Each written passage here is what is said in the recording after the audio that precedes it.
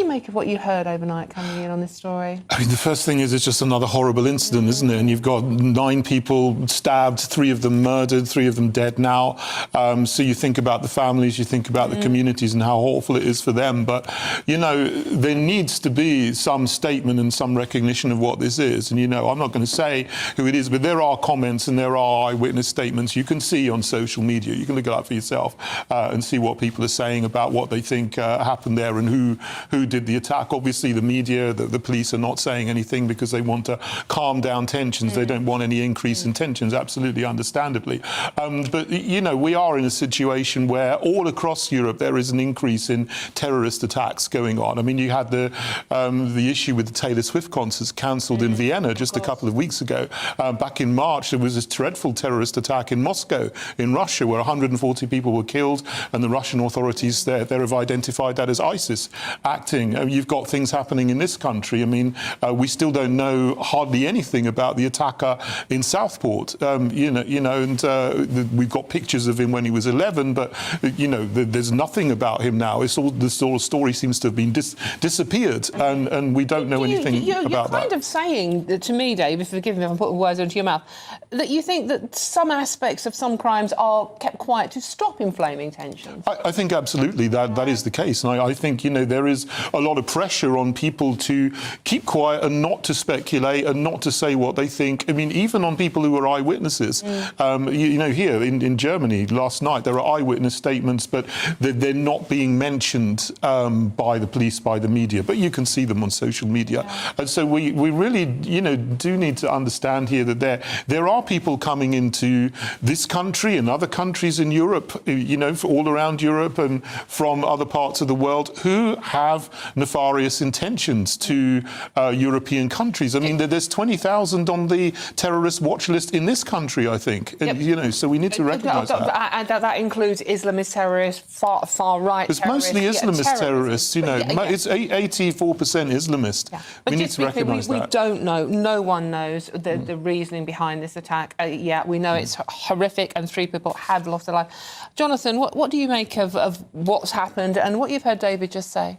Well, I mean, when it comes to Southport, the reason that people aren't talking about it is entirely normal, because it's sub judice. It's now before a court, so we wouldn't want to prejudice any judicial proceedings by discussing it. That's why it's not any kind of conspiracy.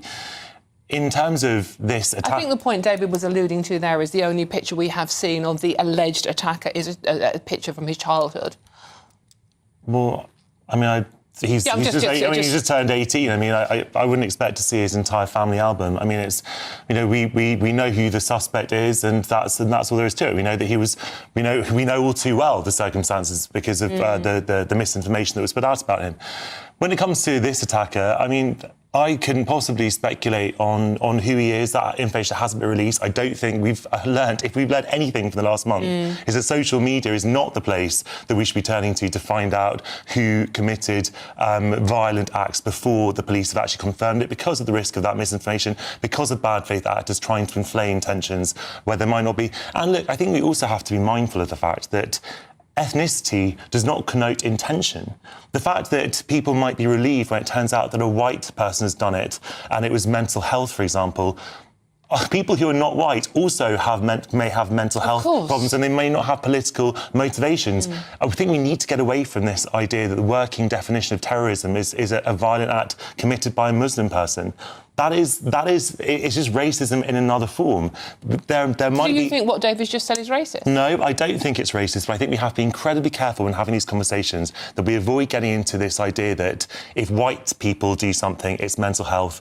If brown or black people do something, it's somehow kind of a political act. Look, in a way, anything like this is terrorist, even if it doesn't conform to an official label of terrorism, because it makes people scared. It sows terror. It makes people scared about congregating in crowds.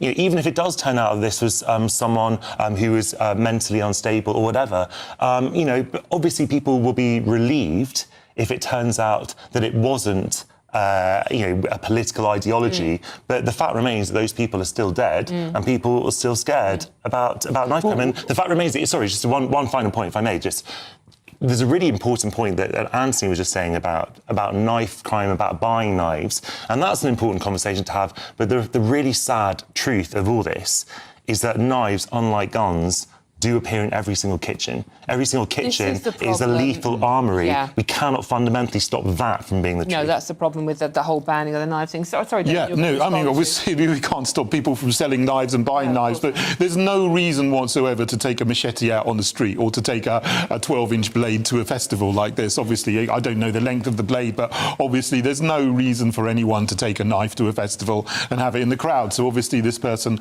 wanted to do something, they had an intention, we don't know what it is yet, but we mustn't minimise the threat of Islamist terrorism, because on the watch list in this country, all around the Western world, we know that the vast majority of terrorist attacks are perpetrated by Islamists.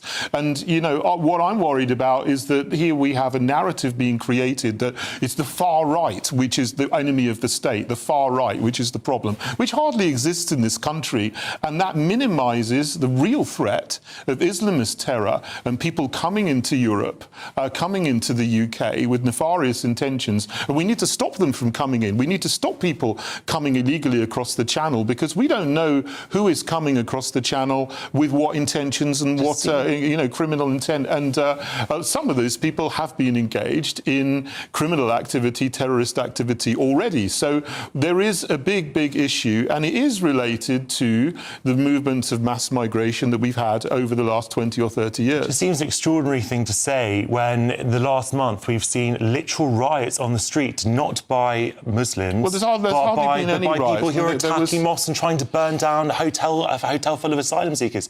I mean, you can't possibly deny that far-right terrorism exists, and it's a clear and present threat. And actually, if you look at sort of anti-terrorism organisations, they are much more concerned. Obviously, Islamist extremism exists, obviously, but they are very concerned about the risk of far-right extremism, and you shouldn't minimise that either. Well, no, I mean, what we've seen over the last 2 or 3 weeks is actually a lot of false information going out, trying to maximise this idea that there's a far right that we need to be worried about. I mean, there's who is it, Nick Lowles of Hope Not Hate, actually put out a tweet saying that there's a Muslim person, Muslim woman, there's some far-right people are threatening to throw acid in her face. That turned out to be completely false, and that nearly created a riot in Middlesbrough. There was this information put out one day there's going to be 100 far-right riots going to take place on the Wednesday after the mass murders in Southport. That was false information, and nothing happened at all there. And so there is a lot of false information. Riots did happen. No, not on that day. Not on the Wednesday, which was 9 days after the mass murder in Southport. There was nothing happening at all on that day. And that is a fact. You can verify that yourself independently if you want to look it up.